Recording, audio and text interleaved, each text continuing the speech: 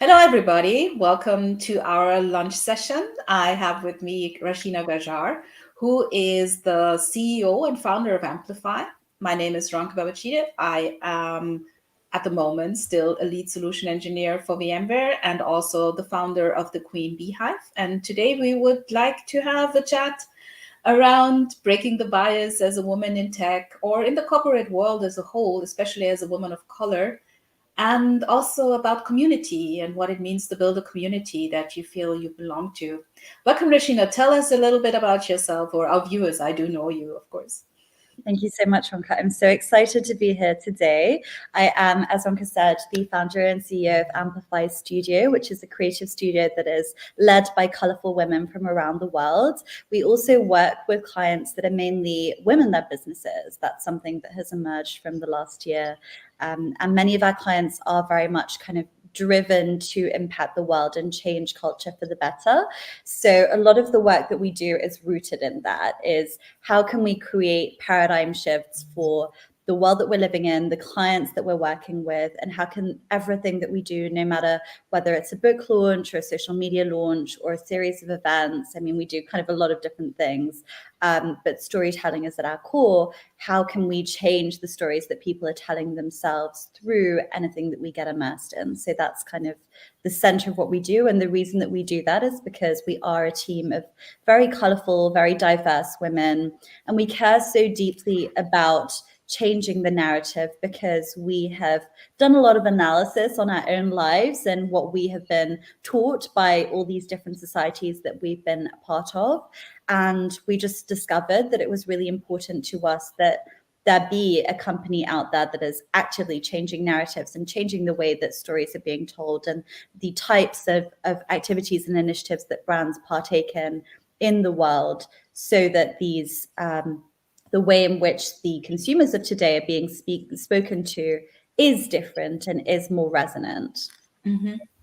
This is such an interesting backstory, the whole idea of creating your own spaces. And I'm stumbling upon that so frequently at the moment. So I had this talk with Gulazim last week, who also founded her own company. I went to your event, the event that you organized for Lisa Marie Carter, the founder of Discussion Box, who's also creating her own space. So, and then I have you. And of course, I think there's this... there's also this background. All of us, we have our history in the corporate space. You and I both work for VMware. You did work for that. Tell me a little bit about what happened that made you decide to go out on your own. What is it that you encountered in these corporate spaces as a young woman of color that made you go out and create your own thing?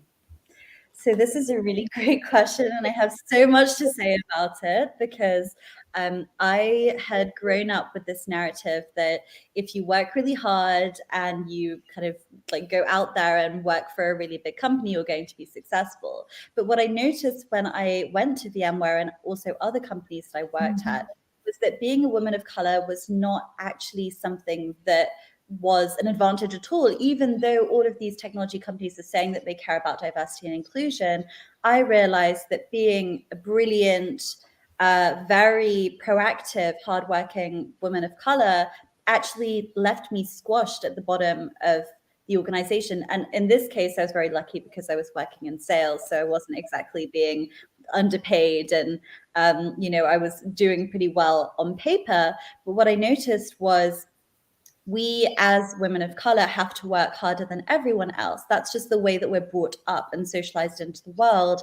And yet when you have women of color working harder than everyone else, achieving accolades younger than everyone else, when they go into these corporate spaces, they're overqualified, they're hyper proactive, and yet they actually get squashed in parts of the organization because these structures are not built for them. They're not built by them. And so they get trapped in these positions and they're not given the means to move forward.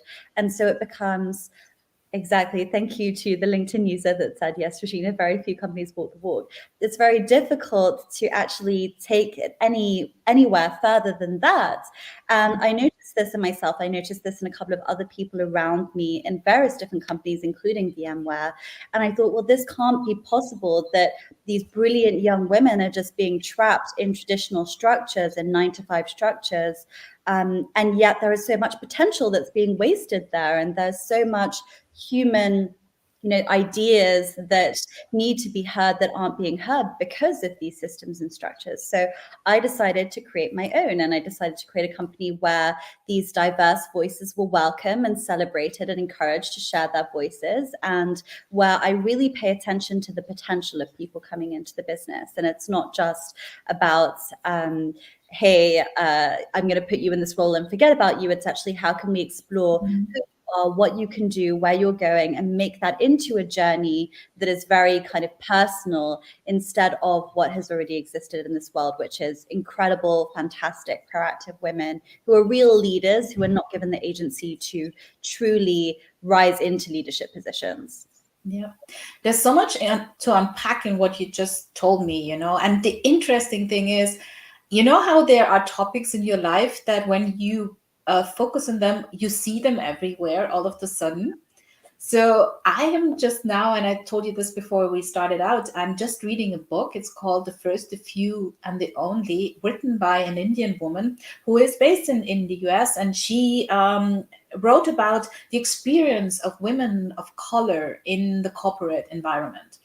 And the interesting thing is, she is not in tech. She is, let me just, I think it is, she is in the business world. But the thing is, the experiences she describes is so similar to what you just said. And even though she's in the US and you are based here in Europe, it's as if you were telling the exact same story. The fact that you said women of color are brought up to work hard, and they're told when they're young that if they just work hard enough, they will be successful. And she calls these things disillusions.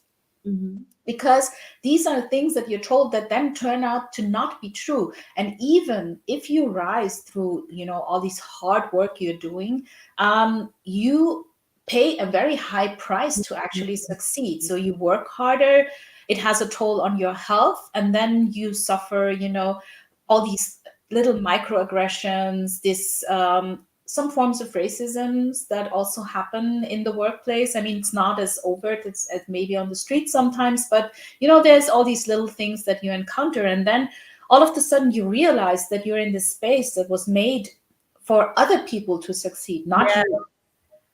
And then there's this point that you have to make a decision. So where do you go now? Do you try to make it here, or do you create your own table? So yeah, I love that part about your story. So tell me what the journey was like when you then, decided to change that whole narrative, do your own thing, and go out and create a company. How did that feel? How did you succeed? I'm really, really interested in knowing how that went for you. It was a very long and arduous journey, because the thing is that whilst it is very easy to say, okay, I'm leaving, I'm going to go and create my own structure, creating your own structure in a world that has since birth been telling you that you're not enough, and that people like you are nowhere to be found in the heights of society in any industry, it kind of programs you. And so I actually, creating this company was a big unlearning journey for me. I really had to unlearn programs like limiting beliefs, especially thoughts that didn't serve me, that had been kind of been blasted to me since birth. Mm-hmm. Different kinds of societies and cultures. And it was very much a journey of understanding that even though there was no one like me that I could look to mentor me or to show me that it was possible what I was creating, that being the first was okay, and that there was a reason that this had been kind of given to me as my path to walk on. Mm-hmm. So it was it was difficult, because the first few years after leaving corporate was very much the the beginning of my journey when it came to mindset and understanding what was really going on in my head. And part of what actually really helped that was me being a UN consultant for 2 years, because I worked with these 200 women-led businesses in Central America. And I realized that, wow, there is a huge amount of business that is being done by women. Like, there are women leading businesses out there and being successful at it, and, you know, creating things that have never been created before. And so that really helped to just expose me to that community and to show me, wow, there are people who are out there who look like me, who are doing things and making moves. And then, you know, moving on from that into, okay, I'm building my own company. What do I want that to look like? I kind of had already begun that journey and already had started to notice these unquestioned beliefs and systems and ways of thinking that I started to unpack and unravel.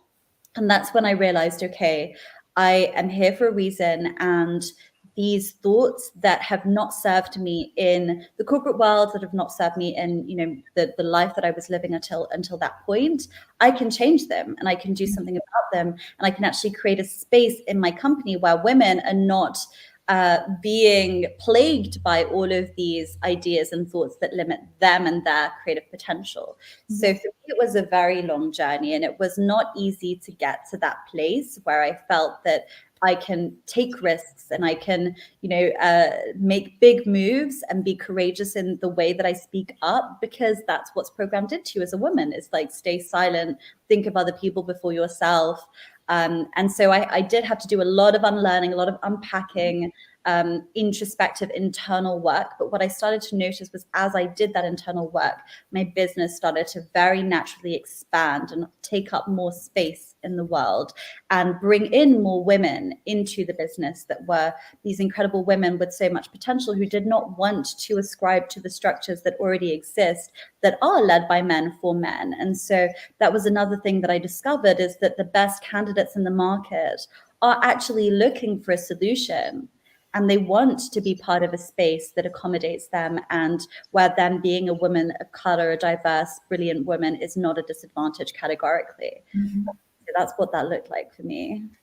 So that's so interesting. And I love that you mentioned all that internal work that is necessary for that, because I mean, we talk a lot about how the structures that we work in limit us and how we are not seen for what we are and how, you know, successful we could really be. But then we don't talk enough about how we limit ourselves, because we have this upbringing, and this is like a double burden. You are, on the one hand, you are a woman who already has all these limiting beliefs and those societal norms you're supposed to live up. You mentioned, you know, looking at others before yourself, being quiet, being apart from the whole thing about your looks and how you're supposed to look, and that's already pressure enough. But then there's all these things about how you're supposed to behave, you know. And then on top of that, being a woman of color, you usually come from cultures that also have, you know, like inherent cultural expectations. For me, it was, for example, that my father, instead of asking me how I was succeeding in my job, was kept asking me when he would have grandchildren, when he would. So that was so much on top of his mind. It didn't really matter. He never really asked what I achieved in my job. He always asked about grandchildren, which unfortunately he never got because I never had children. But you know, there's this idea what a woman should be in certain cultures that is another limiting thing that you carry with you, because you always have this feeling you're not delivering what you're supposed to. And that is so much energy spent on you know, trying to make everyone happy, making your parents happy, making society happy, and then still succeeding in the space that is not meant for you. And you know, going inside yourself and looking at what you're telling yourself, what you're supposed to be, that it can be a big part of your journey, I think. And it never ends, really. I must say that it's something. I'm just decided to take a time out and quit my job recently, and I'm going to take a couple of months just to try and find out what really motivates me, you know. And is it something that is intrinsic to myself, or is it voices in my head? And these voices, there are so many. I mean, there's the stuff that your parents gave you when you were a child. There's the stuff that society is that's telling you. And then, of course, for me, for example, it's this whole thing of being a woman in tech, and that also comes with voices and expectations. And not all of them are negative. There are a lot of positive reinforcements that maybe make you go forward, even though maybe it's not even what you're supposed to do. Now, because that's an interesting thing, I feel that there can be positive feedback to stuff you're doing that motivates you to go into a direction that is not necessarily the one you're supposed to be going to make you whole as a person. So for me, I'm very successful at being this woman in tech and being a pre-sale solution engineer, and I get really good feedback. But in the end, I don't even know anymore if it is what I still want to be doing, or if it's just something that I do because people tell me I'm good at it. That's really, really interesting what you're saying. And I think this is like, I want to say thank you for being so vulnerable and open about that, because I know it's still fresh. So it's nice that you're kind of being so honest about how you feel. It was the same with me actually when I was at VMware. When I worked there, I was in sales, and I remember I was part of kind of like different teams in a way, because I also speak French. So I was on the French team, but I was also on the UK team. And I had a horrific experience. It was not, I'm not going to lie, it was not good. But on the French team, I got a lot of support, and people would be saying to me, you can do this, like, this is exactly your profile, like, you've got this. But then on the English team, I was being told, like, you should be in marketing, you'd be perfect for marketing. And people would say, like, you're better for behind the scenes roles and things like that. Like, people would say things that made you feel like, oh, so it's not okay for me to be client facing. So people don't want to see my face. People don't want to see me presented to other people. And I think that's the thing, is like, sometimes we have our own ideas and plans that come from us expanding our natural zone of genius, but then sometimes we get stuck in our zone of excellence, and sometimes we get stuck in other people's projections of who you should be and where you should fit in based on their own limiting beliefs. And the issue is with many corporate spaces, because those spaces have been curated by men of a certain demographic, let's say, you are very vulnerable as the only woman of color in the room, or a very few women of color in the room, to be kind of like maneuvered by those expectations and limitations. And so it doesn't give very much room for women to discover who they are within these new spaces. And I think that's something that is very much a shame. But as you said, it's not just negative, it's also positive. But therein also lies a problem, which is that even if you're this talented, brilliant woman who wants to discover what she wants to do, that it's almost as though the world has other plans for you. And I think that comes also from the unique position in which we are in time, which is that we went to school, we came out of school, and these jobs didn't even exist at that point. Yes. And so those jobs, the Facebooks of the world, the VMwares of the world, were being built at that time by men. And as you left school and you went to university and you went to through all of these different systems, those environments were being created by men primarily. And then you were kind of meant to see, okay, where do I fit into all of this? But you weren't prepared for any of it, as no one was, like anyone included, because it didn't exist yet. And so then you enter into these new spaces that just so happen to have been created by other people. And then it's very much this process of like, well, where do we put you? Because this job didn't exist 2 years ago or 3 years ago. So it's, I think, partly a function of the time that we're living in also, where now people are encouraged to go into STEM. For example, women are very much encouraged to go into STEM, but perhaps the STEM of tomorrow is going to look different for women. And so there's also that added complexity of the journey that humankind is going through at the moment, that was accelerated with the COVID pandemic, and how women can find spaces for themselves in these changing environments that are categorically weighted towards a different demographic, not necessarily on purpose, but by function. Yeah, that's such a good point. I mean, let's talk about a little bit more about these spaces created for men, because with the fact that these spaces were created by men for themselves. I mean, this is not something that's negative, or it's just what happened. Because I mean, if you create your space, you will try to create a space where you're comfortable in. But that also comes with a certain expectations for certain roles. Like, for example, let's talk about leadership. So leadership in the corporate world is built around what is comfortable and how do you say, familiar to men.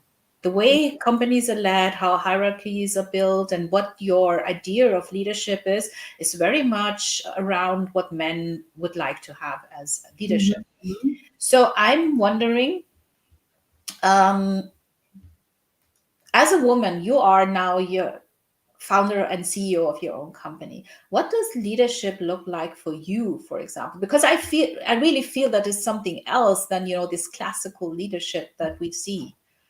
Yeah, it is extremely different. And I think it came from every experience that I've ever had that disappointed me. Mhm. So it really came from me going into these companies. Like, we've both worked at VMware, we both worked there at the same time as well. So we have that shared experience. I then worked for a startup. I worked for I remember my very first work experience was for the cultural service of the French embassy. So I worked in kind of a very traditional government setting. I worked in a jewelry company. I've worked in so many different fields, and I've noticed how leadership changes depending on those contexts.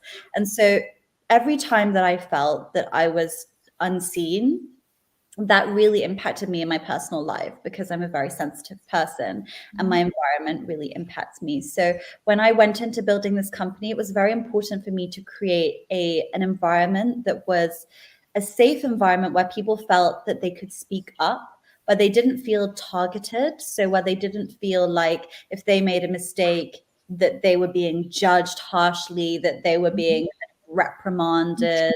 I wanted people to feel that they could progress into their potential in a very safe and supportive environment, that when needed, sometimes it is kinder to be tough than to be kind. So I would be tough with them sometimes if I needed to push them a little bit out of their comfort zone, but always done with kindness and always done with that mutual understanding that this is where we're trying to get to. We want to create world-class work, whatever we're lending our brains to. So don't take it personally if we are going to be like rectifying mistakes or, doing things a little bit differently, because it's actually not to do with you. It's about what we're building together. So I think really retaining that focus on creating something, the vision that we're committed to all as this team of diverse women, and how can we get to that vision in a way that is supportive and innovative, and where people are pushing themselves to reach their potential and to explore their potential more than reaching it. I think that has really helped, just laying down that safe environment for people.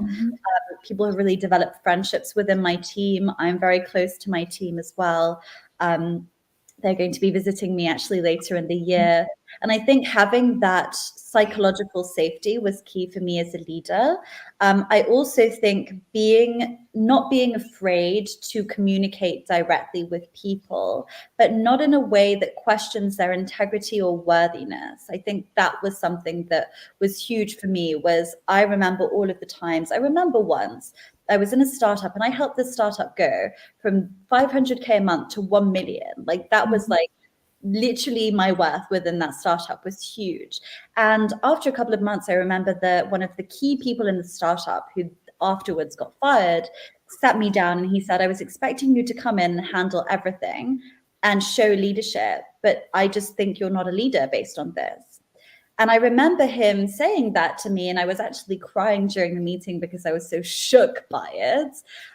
But what I had actually been doing was I was observing. I went in and I was observing what was happening, and then I started training people up, and then I started making changes, and then I showed my leadership through time. Some people are more quiet with how they lead, and for me, within my own team, it was important to give people the longevity to become who they needed to become within the business. And I think that experience marked me so much because it was so black and white judgmental. And it was actually reflective of his male lens, which was that he in the business was throwing his weight around. And that had actually created a lot of toxicity within that team. And I think sometimes as women, we feel like we have to be more manly to lead, but actually it's the opposite. It's tapping into the energy that you have as a woman to understand, to feel into the situation, to observe and to nurture people to where they need to be. You don't have to be aggressive to be a leader. You don't have to be laying down the law at all times. Okay to be vulnerable. It's okay to cry. It's okay to say, this is not good enough. I know that you can do better than this. Go and do better and come back to me because I know you've got it in you, like it's okay to do all of these things and this is why we talk about being a multi-dimensional woman. We have not been brought up in a society where women are allowed to be all of these different things. And what I love is when my team says to me, they say, Rashina, we've seen you on Zoom calls, we've seen you in your pajamas, and we've seen you on client calls. And they love seeing how I step into this different version of myself when I'm on a business call and I have to talk business, and it's a completely different level of me that's showing up, and I think allowing space for the multi-dimensionality of the individual is so important as a leader, because that encourages the people in your team to do the same. And I have a couple of women in my company that are growing within the company. And I know that if I had been categorical with them and said, okay, like you're in this position, I'm here, this is the triangle, then I actually would not have been able to build what I'm building with them and seen the sides of them that have started to unravel themselves so beautifully, and that even my clients have commented on. And I think this story you just told about what happened to you in that startup is this perfect example of the difference between a lot of male leadership and what female leadership or women leading teams could look like or should look like. And what I take from what you said is, and that I think is something that a lot of us see, is that we don't want to be someone who, just pushes a team forward. We want to build a community that has a joint goal and works on something that we believe in. So I think a lot of what female business or women's businesses do is build spaces, communities, and businesses that actually have a goal to change something. I mean, just looking, for example, also because let's talk a little bit about community, because that's also something that your community building is also something you're involved in.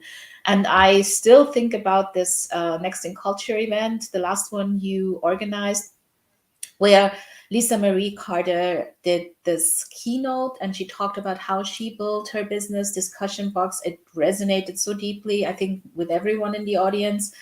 The way she talked about why she decided to build this business, how she wanted to build a company where everyone had a seat at the table, and she wanted to build her own table. And it's not just that. I think it's not just about the table. It's about building this community of like-minded people. And of course, you are the one who is the leader, maybe, but it's not about you being in a certain position, but about you opening the door or the space for others to come in and fill it. Is that community like you see it too? Yes, I think that community is different to each person depending on the definitions that they ascribe to. And I think for me, allyship was a really important term in my understanding of community, because when I was younger, my parents had friends in all different places in the world. My parents had friends in the Philippines, in Japan, in Singapore, in India, in Italy. So we grew up with a very diverse set of characters in our lives as young children. And that primed me for what does community look like? It looks like something global where it can be lifelong. It doesn't have to be what serves me right now, who am I going to find that can help me get to that place? It can actually be something more deeper and meaningful than that. And so for me, community is very much about finding people that you resonate with based on your values, and actually supporting each other from that genuine place of, I want you to win, you want me to win, your success is my success. One thing that I would kind of bring into this, which came into my own hiring decisions, is noticing what actually lies outside of your physical community. So I live in Spain at the moment, but I'm part of very different communities around the world because I speak different languages. And I noticed that women from Central America sometimes get discriminated against when they're trying to apply for positions in Spanish companies. So I decided that I was going to hire some women from Central America into my team. I hired one woman from Mexico, and I'm actually on the brink of hiring another woman from Chile. And it was amazing having that realization and saying, you know what, there are people out there who have not been allies to these women, but I'm going to, because I see the potential in them. And I see that the community I want to build is a space of people with the right values, irrespective of where they're from. I think community can have so many different definitions depending on your lens of life. And it is each of our individual responsibility to purify our lens in order to get to a definition that truly represents our view of life based on, our experiences, and not the chips on our shoulders that we're carrying around or the limitations that we might have been imposed on ourselves. So for me, that's what community building is. It's creating a safe space where people that enrich each other and are truly supporting each other can come together. And I think that when those voices come together, it creates new dialogues, and it creates new opportunities that wouldn't have existed before. So that's the beauty of it. And I think that's where curation comes into it and really bringing in the right people. Yeah. That's an interesting. I had a thought that went through my head, because what you said about community sounded a lot like what you said about your team. And there, when you talk about it, there's so many common denominators. And I feel like the only difference between the two things you're building here, on the one hand, communities, for example, for Next in Culture, for Lisa Marie's space. I think it's for Lisa Marie, right? It's for her. It's for her company, Discussion Box. Yeah. And then your company Amplify Studio, the difference seems to me that in the second case with your company, you carry the responsibility. Is that even true? Because of course, if you build a community, you also carry, or as a woman, you always feel you carry responsibility for the community itself. So maybe there is even more commonality between the two things. And it's such an interesting, I don't know where I'm going with this, I'm just thinking while I speak. So I do just enjoy the way you present your company in the same way that you present community. And I think that's an important aspect of this women leadership topic, that we are not so focused on, titles and having power and all that. It's more about this common vision, goal, and also about this common emotion, maybe, that we carry when we do things. I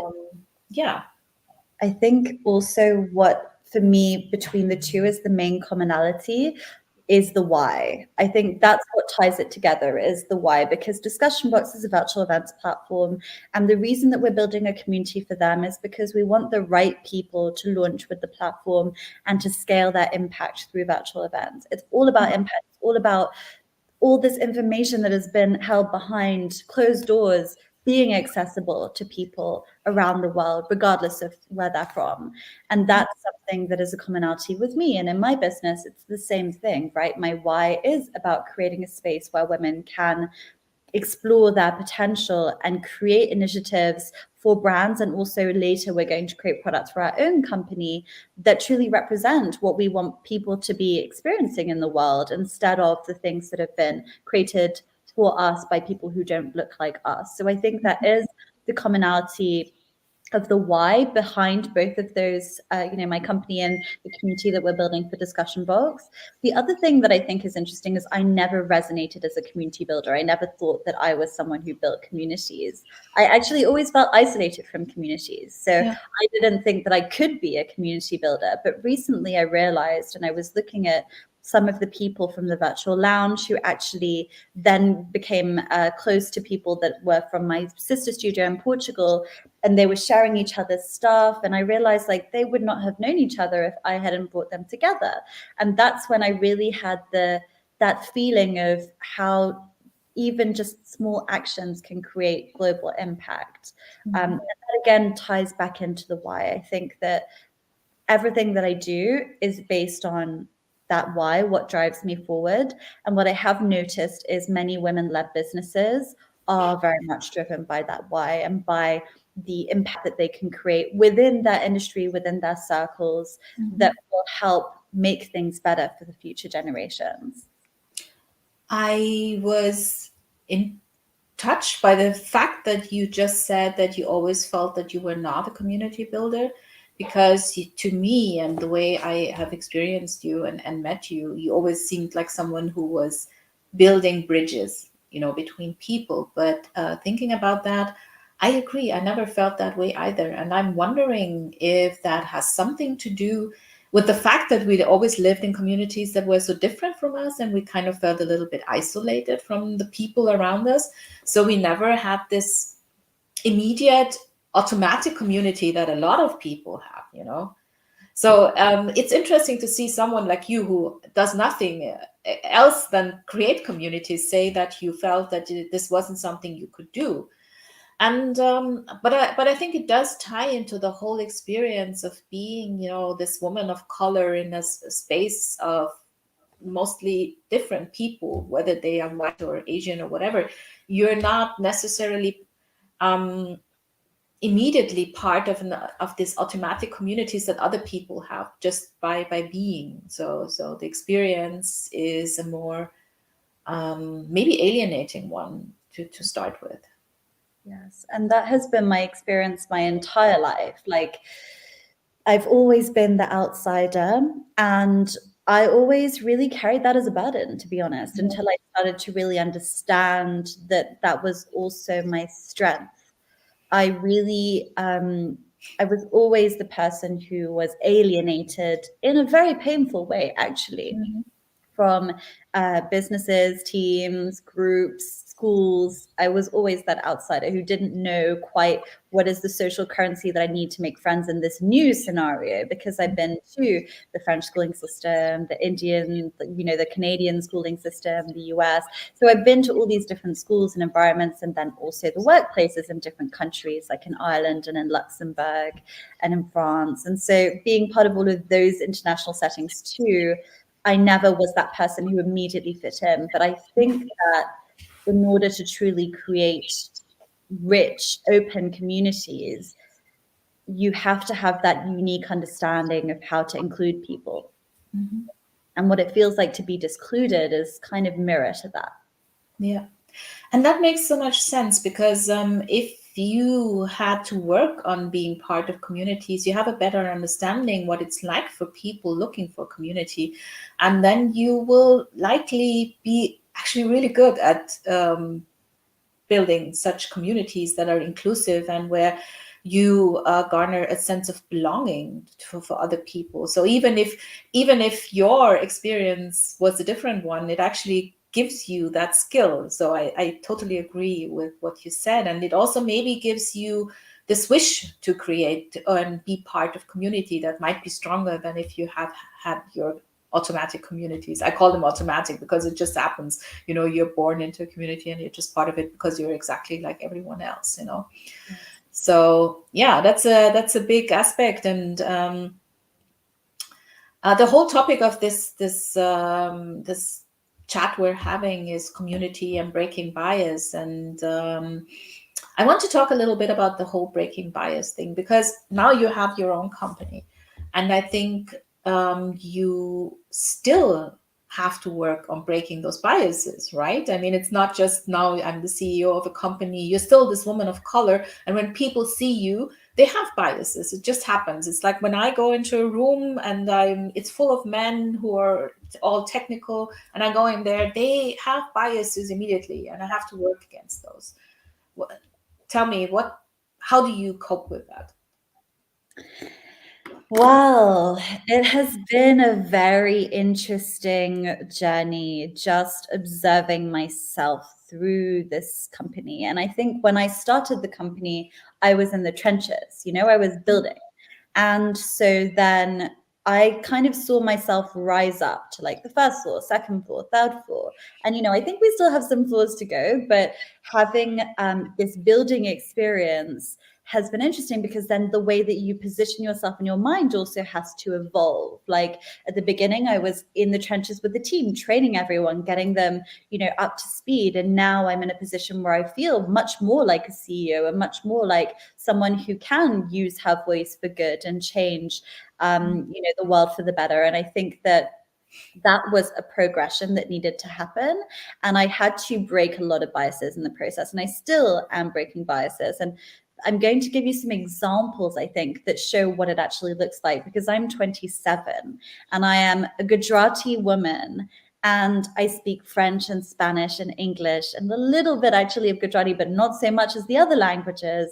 And I have lived in over 6 countries. So that's a lot of biases to break. And I think that also, the fact that when I was 25, I was a UN consultant, like people don't associate those levels of prestige with women who look like you. And to even be a UN consultant, I had to speak French and Spanish. So what are the odds of an Indian Gujarati woman becoming a UN consultant by the age of being 25 because she happens to speak French and Spanish? There are a lot of odds that I have broken. And I still get asked if I'm a student. And I still, and it doesn't really bother me because, it's to my credit that I'm young. But, I still get asked these things, and I still have people sometimes not taking me seriously or asking me intrusive questions or, judging the things that I do. I've had a lot of moments where, based on me being a woman or based on me being brown, I have felt discriminated against. Like at the beginning of this year, I was going to get an apartment in Valencia, and I went into this estate agency and I said, "Hi, do you have some time?" And she said, "No." She just looked at me and she said, "No." And I knew that if I was an old white man, then that would not have happened, right? And I think the difficulty of becoming so successful at a young age and having your own company is that the real space that you take up in the world and the real impact that you're taking is misaligned with people's perceptions of you based on all of the demographics that you become a part of. So I think that what has been really interesting for me is that journey of understanding that it's actually okay and that I don't have to respond to all of those trappings as an attack on me, that I can overcome them, and that the people who are meant to resonate with what I'm doing are not going to see me in that limited way. I think that another interesting observation that I've personally made is when you change countries, you have to be very understanding of the cultural context that you're in. So my parents were born in Africa, in Kenya. They then became immigrants. They moved to England when they were like 10, 11 years old. Then they had me. So I was born in England, but I've been very extremely well educated all around the world. I've traveled more than most people. I've lived in more countries. I speak more languages than most people.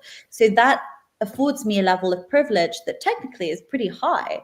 But then if I'm in the UK and I'm speaking to someone, they know based on that who I am. They kind of have an image in their head. This person is very well traveled. They're very well educated.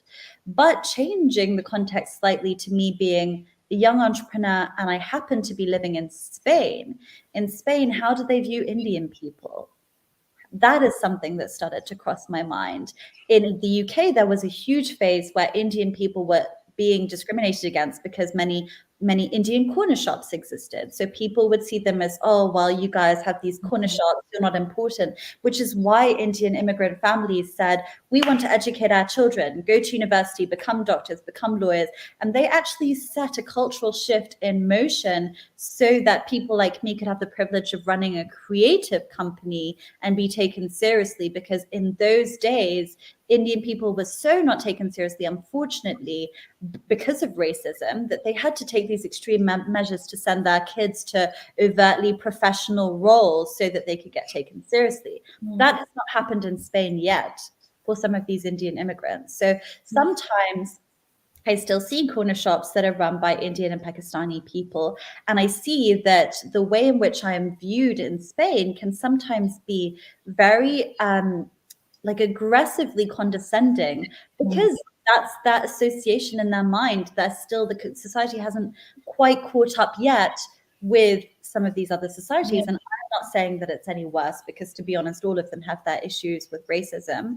But what I am noting is me being, what is it that you said? The first, the few, the only. Me being one of those people is going to naturally elicit a response from people, and the people who I want in my orbit, they're going to be open-minded enough to have a good response. And what I am also noticing is being that person in this context is a privilege because of that discrimination, because then I can see what are the opportunities. Just like I said, that woman who is from Central America and is getting discriminated against, I'm now in a position of power where I can do something about that. And so I think that breaking the bias to me has been a very complex journey. It has been overwhelming at times, and I had to do a lot of work on myself to not get bogged and pushed down by it. But now I see it as an advantage that that bias exists, because I can actually overcome it and I can actually do things about it. And the society that is restricting women in such a way, which is all over the world really, well, they don't know that we're doing something about it, and they don't realize that actually there are whole other companies and communities that are being built right under their noses that are more agile and more interesting and more relevant and resonant. And so that's, I think, the way that I've reconciled it in my mind. Yeah. I'm thinking, I mean, break the bias is like the slogan for this year's International Women's Day or month. And I've been thinking about it since I heard it, and also with the power pose and everything. And it this break the bias, it sounds like it's something to celebrate, just to celebrate, and heroic, and it sounds like you are this warrior who has done something. But what's never talked about is the pain that comes with breaking these biases, you know. And you talked about this because you know, people see you in a certain way, and it's hurtful actually, you know, when they look down at you and they condescend, and you have to reassert every single time who you are. And people don't realize that. Then everybody's celebrating women who've broken the bias, but they don't talk about the cost, you know. And you have been able to take that cost and convert it into something positive and channel that energy into the space that you're creating for women. And that's amazing, and that's actually something to celebrate. But I think we do have to talk about the cost on women of color and women as a whole, that what this breaking of the bias actually means on a daily basis. Because if we don't talk about that, people will not realize what it actually means to you know, move through these spaces that are not made for you, and be successful in those spaces. Yes, and it's work. It is constant, everyday work. And I think that I have had to adopt a lot of spiritual, energetic practices to give myself that extra buffer so that these things don't get to me directly. Because if they did, then I would just be walking around with a chip on my shoulder all the time. Yeah.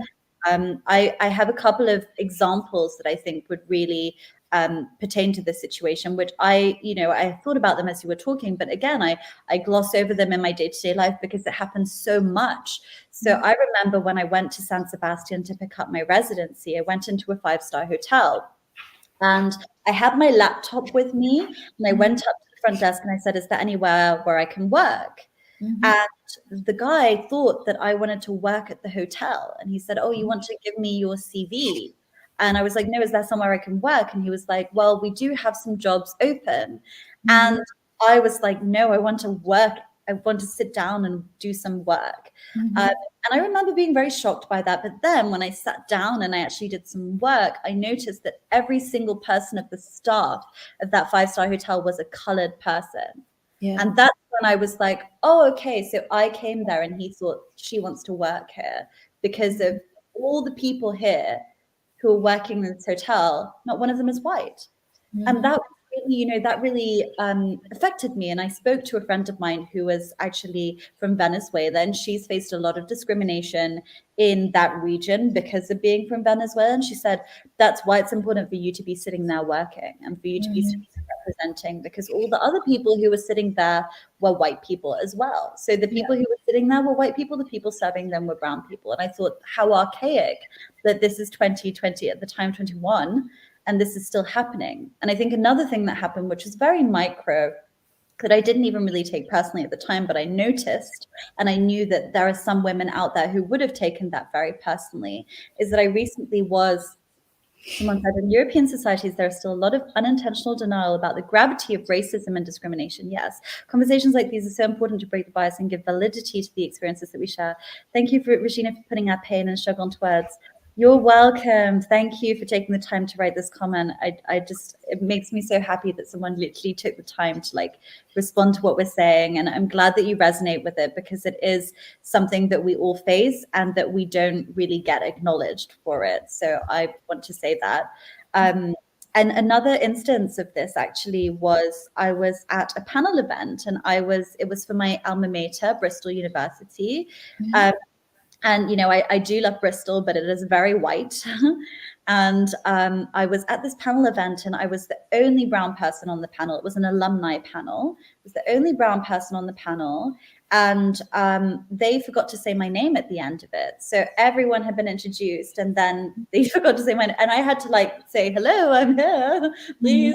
Yeah. I just thought I was a member of the audience. And I kind of, I wasn't that upset because it's an honest mistake. But these things are always happening to women. And actually, one of the women on my team had to stand in for me at a different panel event that was there. And I was very proud of her for doing that, because she hadn't attended the university. She was literally showing up and kind of speaking up for all women of color in a way.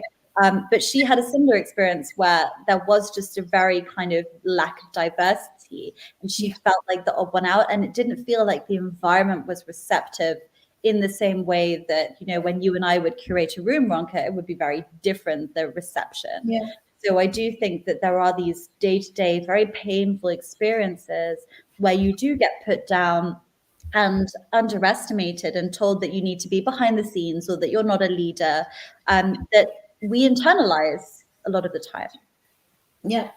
And thank you for sharing that. And there's also another comment from Sandra here, saying the same thing. And I feel, and that's something I want to emphasize. I think all these negative experiences that we have a lot of positives as well, and that's the reason why we are successful. But all these negative experiences are also what makes us more inclined to be open and create open spaces and include others and make sure they feel belong. So this is also a gift somehow. It's weird to say that, but somehow the things we've experienced, even though they weren't positive, are also something that were a gift, because we learn stuff, right? I mean, and we are using that to create something better, and that's important. So yeah, this has been such an amazing conversation as usual with you, Rashina. I always love talking to you, you know that. And I want to thank you for taking this lunch break and talking to me. And I hope we can have other conversations in the future. And I also want to to thank everyone who joined and commented on this discussion. It was so empowering and motivating to read your comments, I must say that. So thank you all for being here. And thank you, Rashina. Thank you so much, Ronka, for having me. And equally, thank you so much for everyone who's tuned in. I really, I was very surprised and humbled to see all of the beautiful comments. And I just really wish everyone the very, very best in their journey in this. I know that it can be very arduous, but I'm so excited to see all the beautiful things that we're going to create together. Thank you, Rashina. Have a wonderful day. Bye. Bye, everyone.